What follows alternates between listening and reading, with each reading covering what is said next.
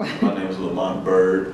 I am a motivational speaker, author, as well as a goal coach.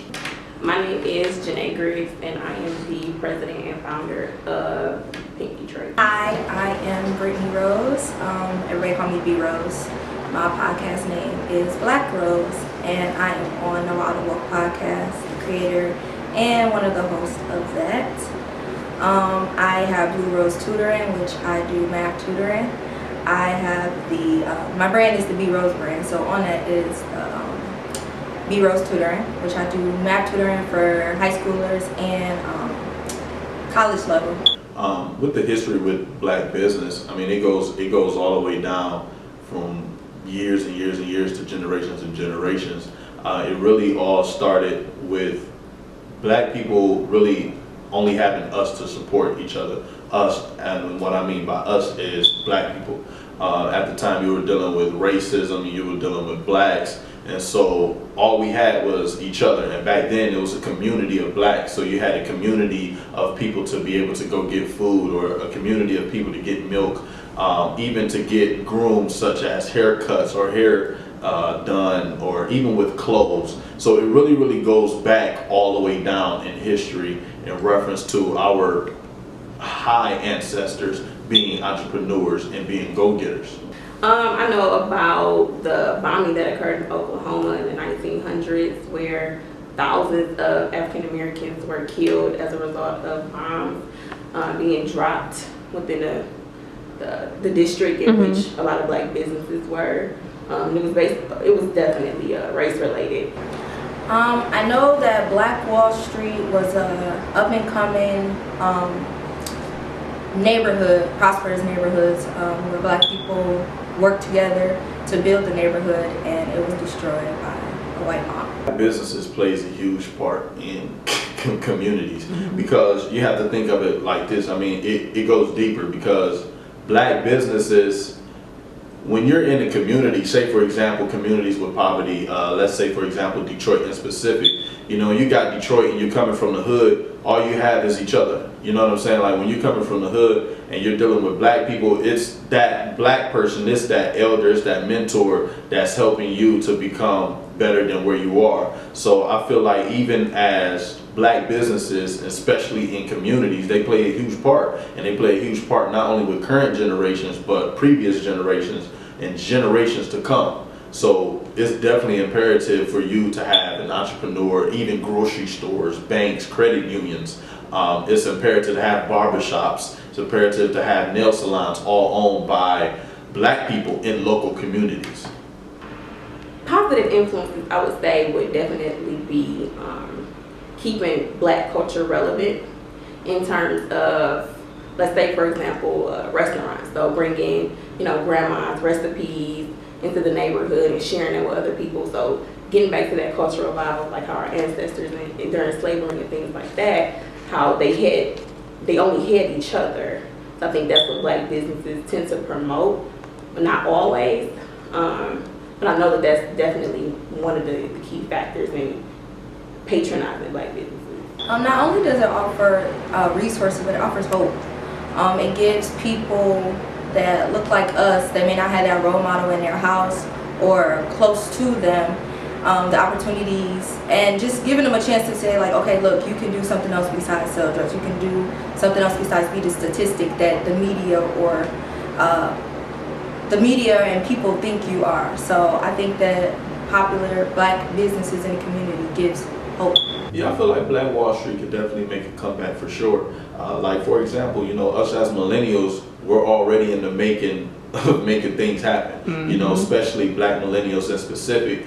We're on the comeback. We're on the come up, because so many people, like our elders and baby boomers, they feel like millennials want everything microwave. They want everything quick. They don't want to hustle for it. They don't want to work hard for it. But they don't understand that millennials are the innovators. We are the go-getters. We are the hustlers. And I feel like with the Black Wall Street, and with starting with us as millennials and even the younger generation, yeah, we can definitely make it a comeback.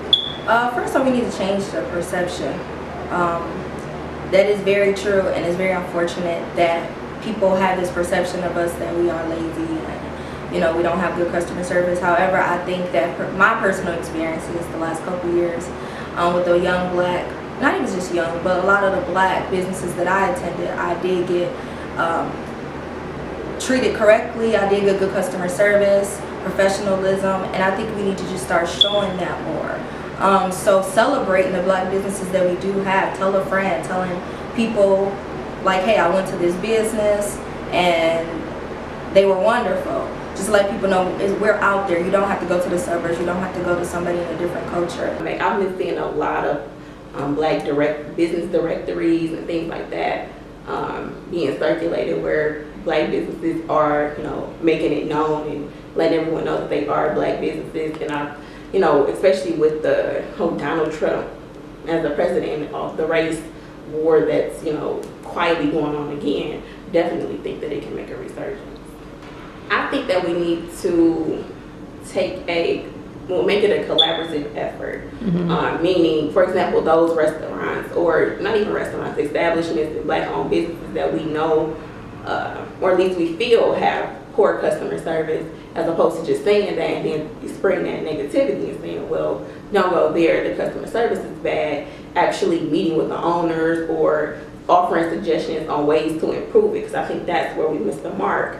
We complain about what we don't like, but when we do like things, we don't spread that as often or offer solutions to those problems. See, there's so many things that's holding us back from Black Wall Street, and one in specific will be support. We lack support. We lack support from one another. We lack support as black people.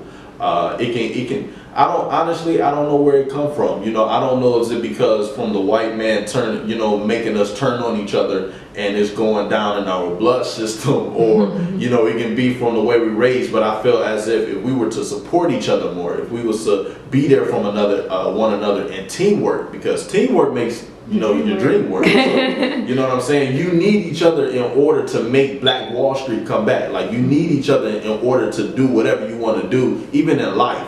So one will be support, and the other one will be knowledge, education.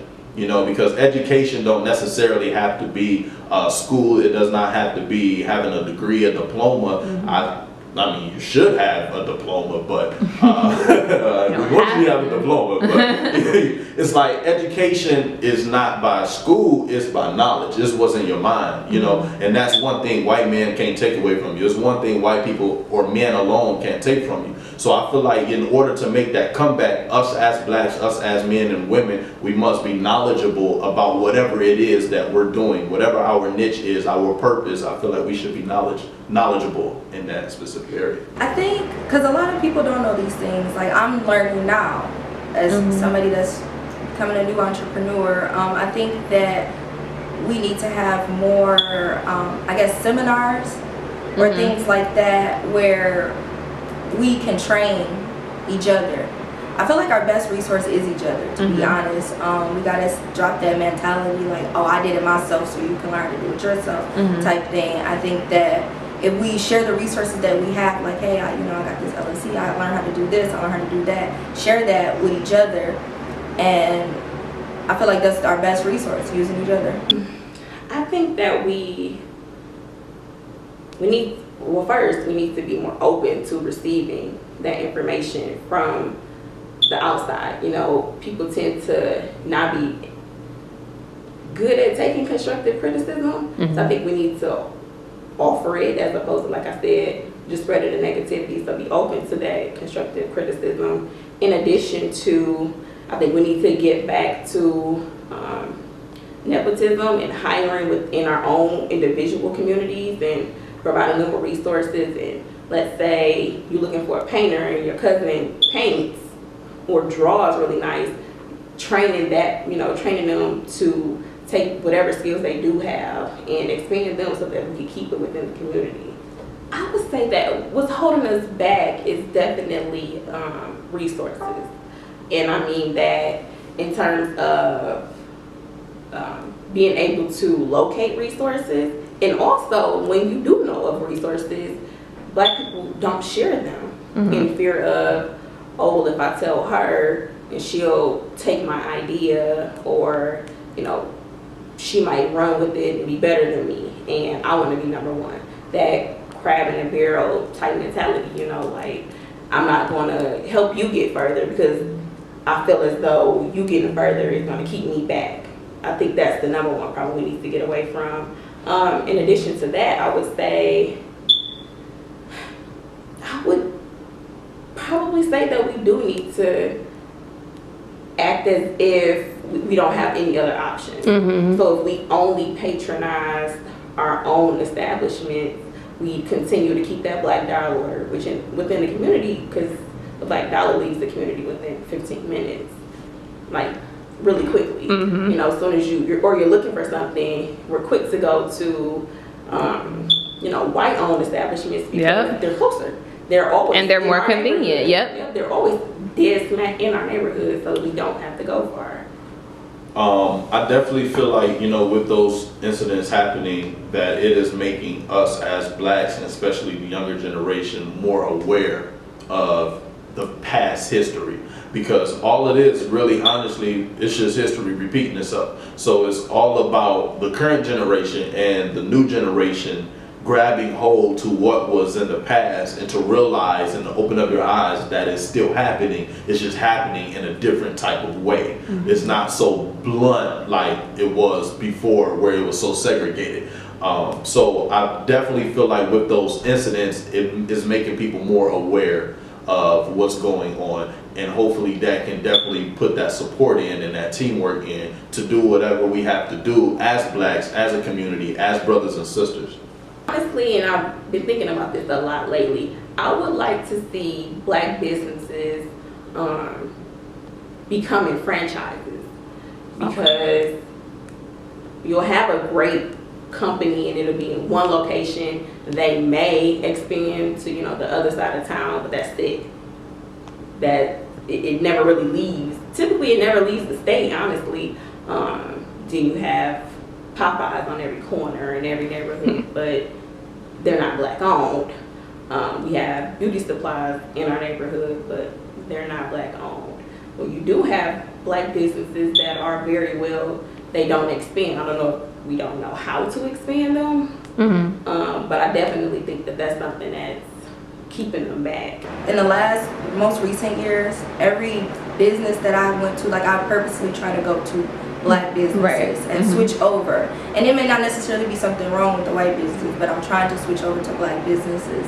And I feel like my experience has been pleasant recently. So I think that just off my personal experiences, it is making a comeback.